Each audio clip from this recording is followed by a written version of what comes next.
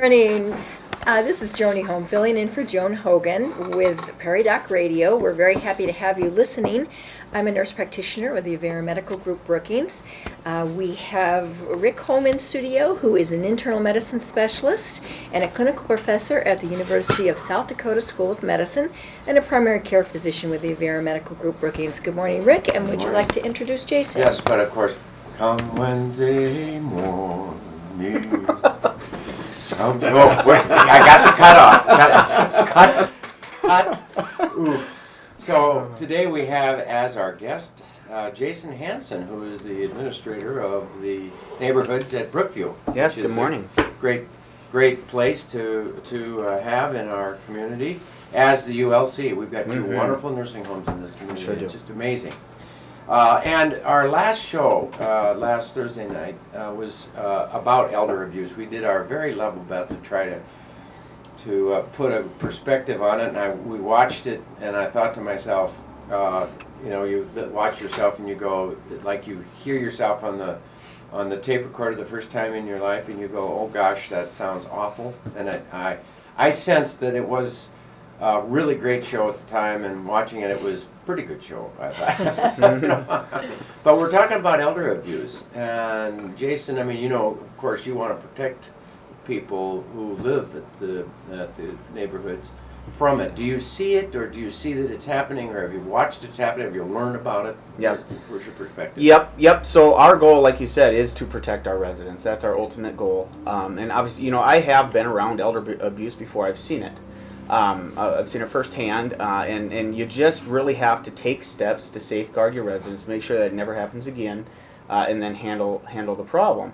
Nobody ever wants to talk about elder abuse because it's a bad subject, and everybody likes to think that it doesn't happen, but it's very prevalent in today's society, and it takes on many different forms. There's neglect, and there's abuse, physical abuse, and there's misappropriation of funds, and there's emotional psychological abuse. So it does come in multiple different forms. In healthcare, it can take on a couple different forms too as well. It can be a family member who comes in and is stealing money, or it could be a CNA or a nurse, or it could be a nurse that's not giving pain medication to the residents and is taking it, for themselves. Right. So that there's just a lot of different things. We as professionals have to know what to look for. We have to know the signs, and then educate the staff, so they know what to look for, so they can report it to us, and then we can take care of the situation. Safeguard. And I think that if you're very attentive, you can see when a nurse or a nurse's aide may be bypassing the patient and taking the meds. Yes. There's a danger in abuse there, and in the healthcare world, we have to be very aware of that. And just for you to even bring it up and talk about it gives me a great deal of satisfaction, and that you are aware and protecting and watching after. Yes. For that. That's really important. Yes, and we have so many different checks when it comes to narcotics, specifically in our health system. So I mean, our nurses, and you'll know that too. They have to. When they do a count, there has to be two people involved in that count. And say you have liquid morphine, and the morphine is off, by a little bit. We have to dive in there and take a look and do interviews and report that to the Department of Health, and at times involve the local police department. And it's as long as we're talking narcotics, as a person who is hospice director and who prescribes a lot of pain medicines for people at the end of their lives, trying to make sure that people are comfortable. Narcotics are a wonderful weapon, a wonderful source of comfort for people when they're in agony. But the result is I prescribe a lot of narcotics. Well, the health department's looking at my every prescription. The people who prescribe a lot of narcotics are this guy. Well, I think I have some protection that I'm the hospice director, but at the same time, you have to know when you're a care provider the people are watching. Yes. You're Well, you being want very, those- very carefully monitored. You want those checks and balances I want for, them. for I yourself want them. as well as for the I patient. don't have a Right. problem Mm-hmm. at all. My sense is, even like this radio show, you put yourself out on the line and you're saying what's on the top of your mind, and you're saying all this healthcare advice. You're putting yourself at risk, and there's dangers there. But as long as it's honest, and as long as you're doing the right thing, Mhm. it seems to have protected me in a lifetime of healthcare. Yes. Right. Yep. And that's what we need to do. We need to be absolutely aware of the potential, and absolutely do everything you can to protect people from bad things from happening. Right, right. When it comes to the medications, our team does a really good job on figuring out if there truly was, was it a missed dose, or where did that dose go to? So you're looking for signs, from your staff. Well, are they drowsy? Are they slurring their speech? What are they acting like? And is Betty, who was supposed to be getting that pain medication, is she complaining that she's still in pain? What are the signs of missed Right, medicine? right, and Yeah. and you can put two and two together. It's Right. and sometimes it's a little bit trickier to do, but when there's a true case of medication and taking medication, you're gonna figure it out. So many years ago, I saw a patient who fell in love with one young nurse's aide in one of the nursing homes that I care for. Mhm. Okay, I won't mention which one. Yeah. And then that particular person was writing checks for thousands and thousands of dollars to help that nurse's aide through college, quote unquote. Steps were taken to resolve the problem. But I saw that actually happen. And it wasn't that much longer after that when I was being very critical.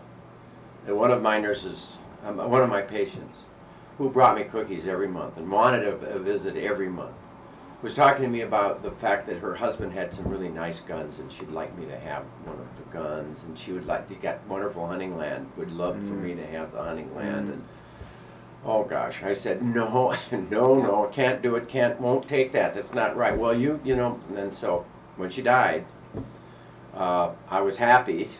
The daughter, nobody said a word, nothing happened, and I'm very happy. It was Well, just that you You can't. weren't happy that she died. Let's restate. No, that. I was You happy. loved her dearly. I loved her dearly. I was happy that no problems arose from that, and I felt, Yeah. I never have a night turn of problems, because as long as you keep your nose above the water and you're perfectly 100% Right. honest, then you don't ever get into trouble. Right. And you're right. And so many of our residents are so appreciative of the care that they get, that they oftentimes want to do something nice for their caregivers. And so we say, well, don't do anything specifically nice for this one important CNA, because it could go down that road. And instead maybe buy cookies for the whole team or something, so Correct. the There you whole go. team can share or something like that, because you just don't want, sometimes the CNAs will go down the wrong path and take a $5 bill or something, and we find out about that stuff too, because it's, but so if somebody wants to be appreciative, a nice card or a thank you or a plate of cookies goes a long way. It really is a wonderful thing. I mean, I can't tell you how appreciative I am of the thank yous that I get. And it makes your day. That's all you need. Yes, it is all you need. That's all you need. Yep. We don't get those very often anymore, Not- unfortunately. It's one of them deals, it's. But what do you think about emotional abuse that occur? Oh, Joni wants to take a Yeah, break. go ahead. Yes, we have to take our first break. We got to remember to thank the Avera Clinic for sponsoring us. So call us with your questions, 692-1430, and we'll be right back.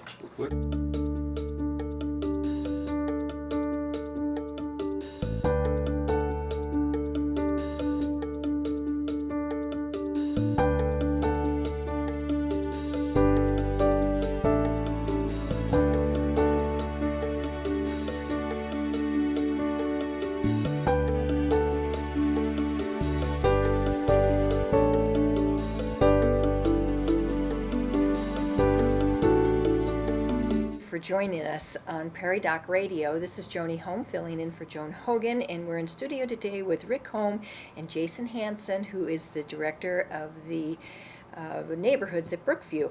And so I have a question. We're talking about elder abuse, and rarely in pediatrics where I work, I've seen a situation where there's the impression that the parents may be taking advantage of the child in a way to obtain, say, medications. Now, what about in the situation in the nursing home? What about the family members? Are there ever times where you have to safeguard that they might be taking medications? Or, I mean, obviously money we have talked about, but in particular that medication issue. Do you have any examples? Yes, I do have an example actually. So fentanyl patches, big deal, and very, very hard to track because sometimes when you sweat, these patches can come off, and we understand that. But at the same time, too, there can be families, and I have seen it, where they will come in and they will take that patch off of their loved one, and they will put that on themselves to get that. Yep, to get their kick. And so again, it's recognizing that that your resident is still having pain. Where did that patch go? When did it go missing? Okay, we saw that Betty had her daughter here around that time frame. Well, then you start tracking when her daughter shows up. Does she still have her pain medication patch on or not? So those pain patches are they're quite tricky. Easier and to if you can put an abuse. offset on it, that helps. So you don't peel it off. You know what I mean? It keeps it on. Because a lot of times, like when a resident goes into the whirlpool tub, too, those tubs can kind of take So those. you're talking pain about some kind of a There's an protective. offside. Offsite. Yep. It's just a cover that goes over there, so it. Another plastic layer That's that correct. holds it on. That's correct. And protects Okay. it from being snuck away. Right. Yeah. Yep. What about emotional abuse? You have examples of seeing where families are hard on they abuse the patient. They also abuse the care providers. Right. And even you. Yep. You have been Yep. abused. Sure. Where people jump all over you for no good Mm-hmm. reason, but they're having emotional problems themselves, and they figured, I'll dump it on you so I won't feel so bad. Yeah, and I have thick skin. That's okay. I can handle that. But I don't like it when they come in and abuse our staff. When they come in there and are mad at mom and dad because they're not eating, because they choose not to, or stuff like that. That's when you really have to have those tough, critical conversations, not only with that family member, but also talk to that resident if they're cognitively able to talk to you. And again, involving the Department of Health and involving the local police department anytime there's a suspicion of a crime, which is abuse and neglect is a crime. You have to involve these people, and so what's kind of And we're nice. required by law now. Absolutely, mandatory reporting. Yep. And they just passed a new bill, didn't they? I heard about that. That's It's going to wonderful. be a little harsher on Penalties, the care yep. providers. We're Yep. going to have to go through more hoops, but you know Yep. what? I think there's probably reason. Yeah. Well, and what's scary is the elderly were left out of that for quite some time, and why? They're the most vulnerable. So I think it's great that Congress and legislature, they figured this out, and they hear it from us as caregivers that we need to involve. There needs to be harsher penalties involved. A lot of times it's a slap on the wrist, and Mary can go down the road and get a job again in healthcare. After she committed abuse. And that's just not right. So, yeah, there is a lot of safeguards now, I think, in place to help that. There was an elder abuse governor's task force to look at it, and there was people from, the Chief Justice and and a whole variety of people. The legislators were involved, doctors were involved, the nursing people were involved, and they came up with some recommendations, and a lot of that resulted in the legislation that just was passed. Mm-hmm. Financial abuse seems to be one of the biggest ones. Mm-hmm. People get called, Yes. telephone calls, and pretty soon they're donating money or sending money places, buying inappropriate medications and or supplements and stuff. Any comments about financial abuse? Sure. I haven't seen financial abuse so much in my setting, but it's out there, and especially this type of year when you got everybody's running for president. Everybody's looking for money and donations and everything, and so I know that there's phone calls out there going after the senior population, trying to get money, and you just really have to know what to look for, and go through a trusted source if you're going to donate. donate anything over the phone and give out your credit card information. Maybe get their information back and do some research on it before you're going to do it. Families coming in and taking money from mom, that can happen too. And we have locked drawers and stuff like that. We always actually tell our residents to keep their money in the business office. It's an interest-bearing account, and we track it. It's up to us.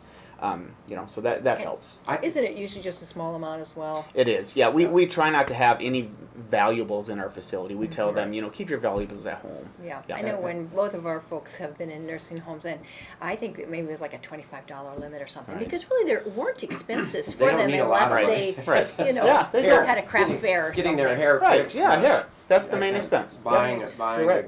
a small gift for somebody for Christmas, that type of thing. You bet. We do need to get to another break, Rick, so before we come back with and continue our discussion, we'll take a break and call us at 692-1430 if you have a question.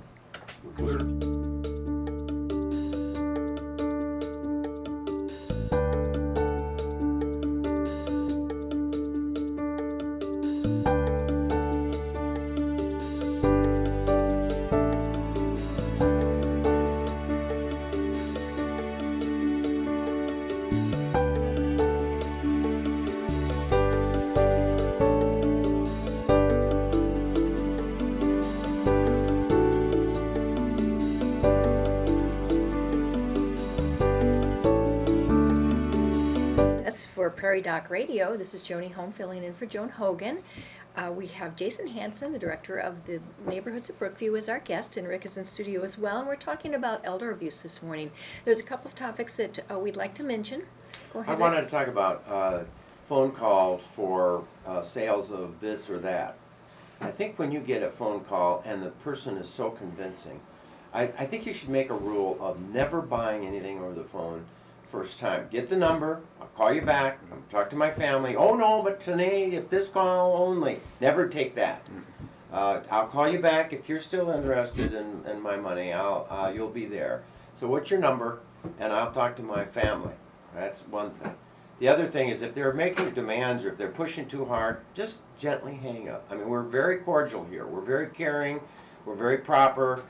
Many of us have a hard time saying no and hanging it up, and you want to give them. And, I'll tell you what, I just give you $100 to get off my back. I don't want this. I don't like it. No, don't give them $100.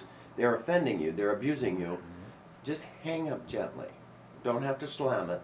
You can hang up gently. Be nice in the way you hang up the phone. That would be the thing to do.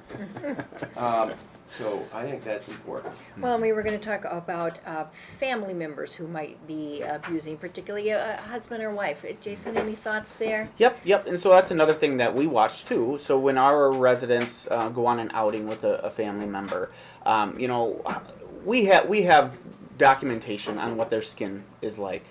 Before they go out on that.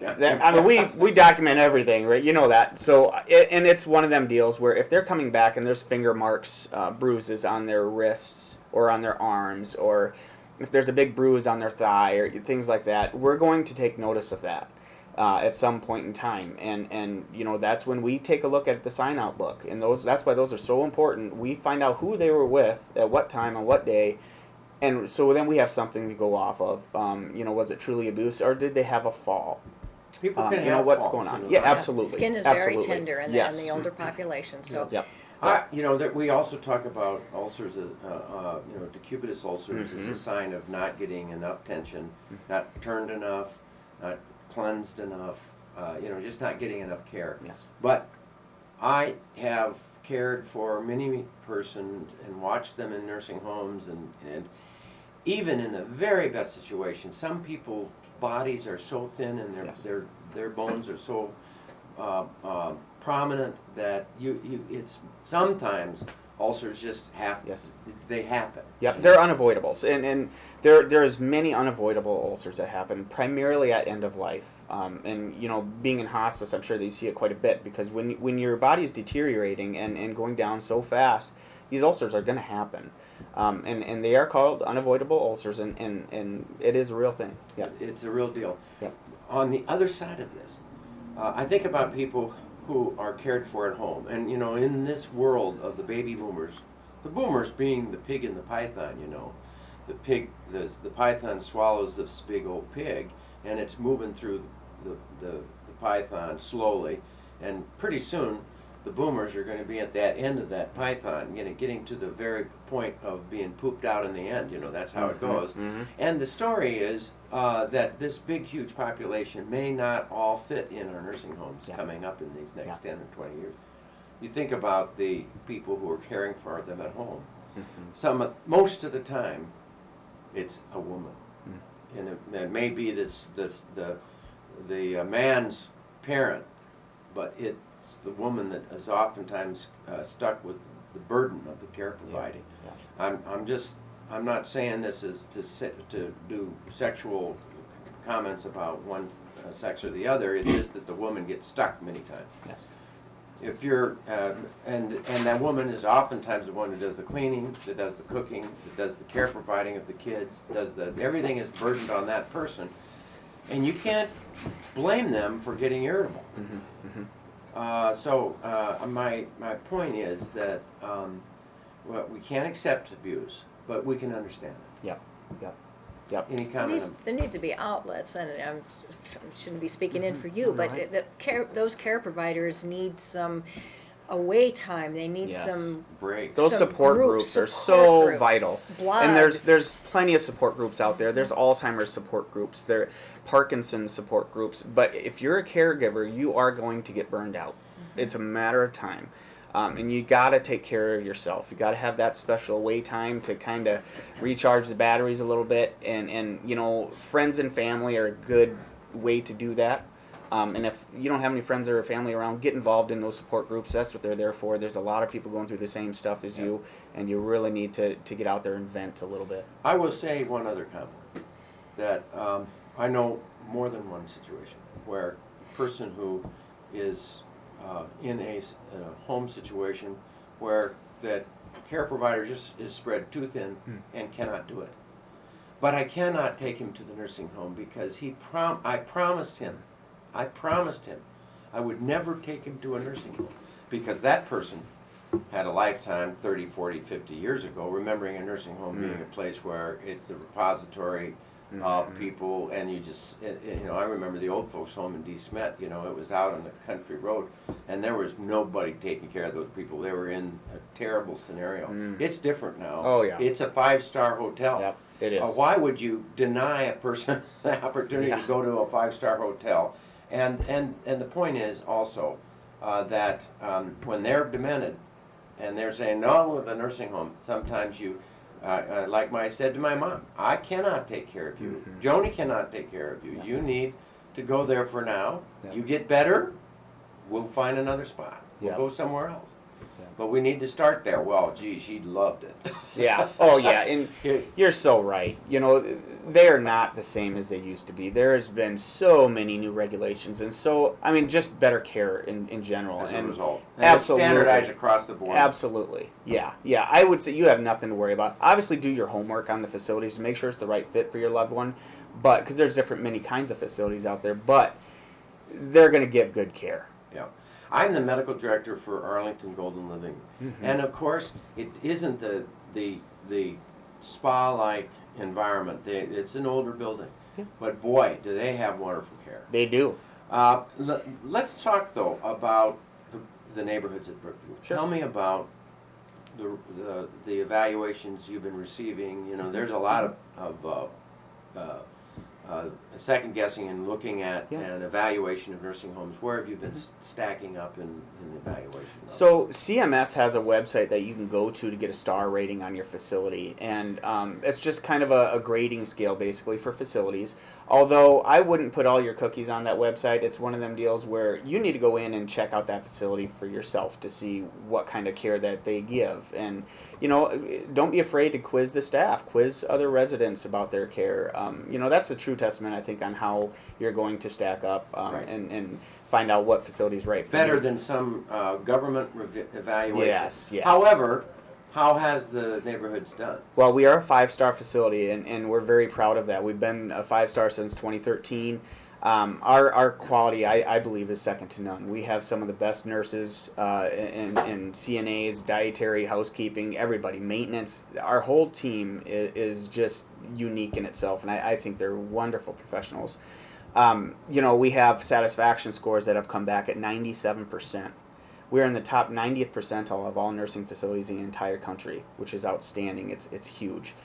We just had the Department of Health visit us here about 2 weeks ago. We received 0 deficiencies. I've never heard that. It's unreal. It's awesome. And it happens, but a lot of times it happens in these smaller facilities where it's a little bit easier to get the deficiency free. But I think there was 4 facilities in the entire state last year that received a 0 deficiency. So to be our size of facility and that happen is, I think, a true testament to the quality of care that our team delivers.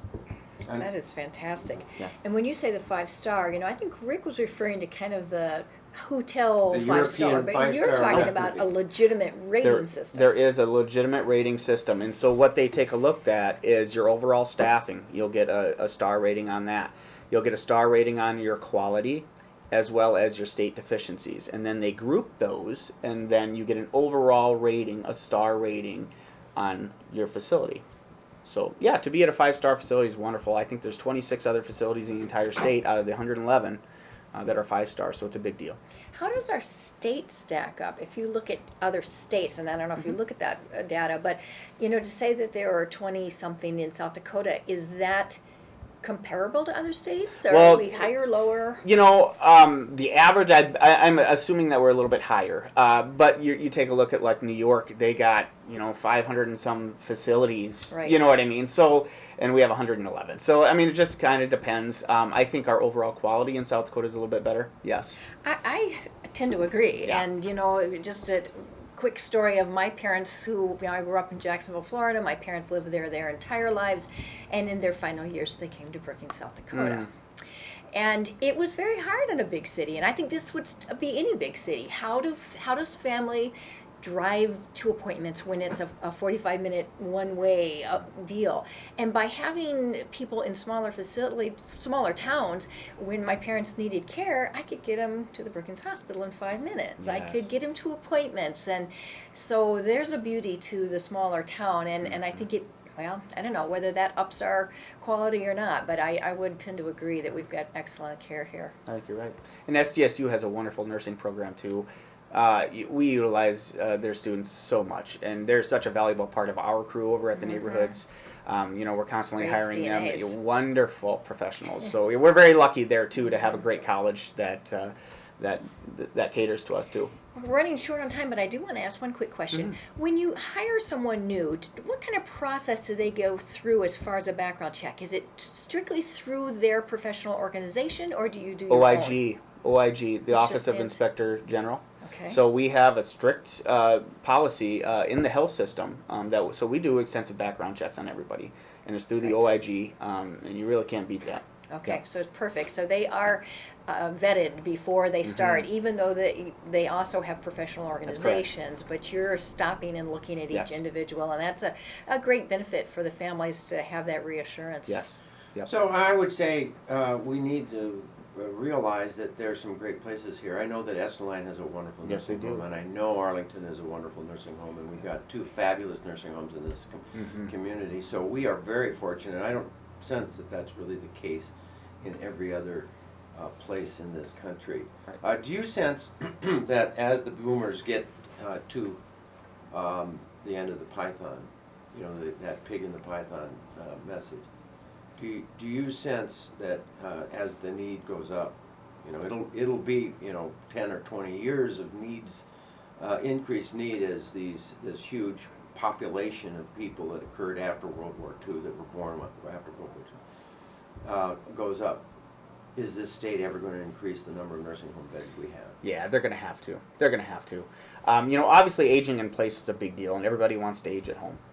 They don't want to come to the nursing home until they absolutely need it. And so, the demographic has changed where, it used to be mid-'80s that people were coming to the nursing facilities. Now it's early 90s. So people are truly aging in place, and there's been a lot of services that have started up as a result of that to allow for that to happen.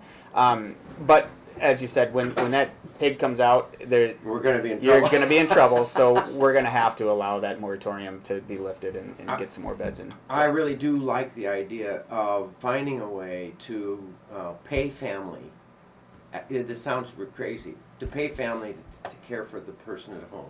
But at the same time, that sets you up for abuse too, doesn't it? Right. Well, we really appreciate you coming. No problem. This is No problem. fabulous. And there's no on-call television tomorrow night because of basketball. State basketball, or State not SDSU, but high school. High school basketball tomorrow night on South Dakota Public Broadcasting. As well, And as the too. following week. So stay tuned to the radio, and we'll be talking with you, but we will not be on our television show for a couple tomorrow of weeks, night. so don't Yeah. forget us. And thank you very much, Jason, for coming in. Yeah, anytime. Is there any follow-up, final words that you want to say? I really don't. It's always a pleasure that you guys have me on here. I really enjoy it. So thank you for your time. It's a pleasure to have you here. Thank you very much. And Joni, thank you. Bob, thank you. And stay healthy out there, people. That's good.